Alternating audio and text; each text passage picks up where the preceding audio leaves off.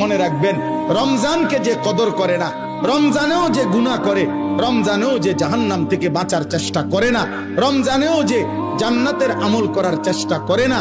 ভাই আমার, ছেলেরা আমার, বাবা আমার, পর্দার আড়ালের মা বোন আমার, সবাইকে এই শেষ কথা বলি। আল্লাহ রসুল বলছে, জিব্রাইল আয়েশা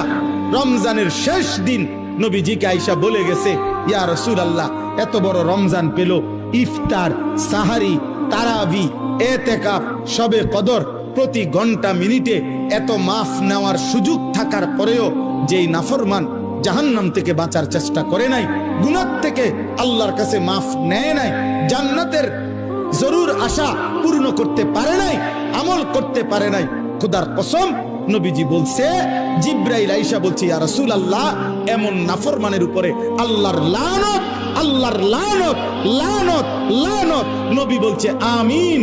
আমিন। মানে নবী বলছে, হ জিব্রাইল, আমিও বললাম আল্লাহ এমন লানত আপনি কবুল করেন এই নাফরমান উম্মতের উপরে, আমি নবীরও লানত,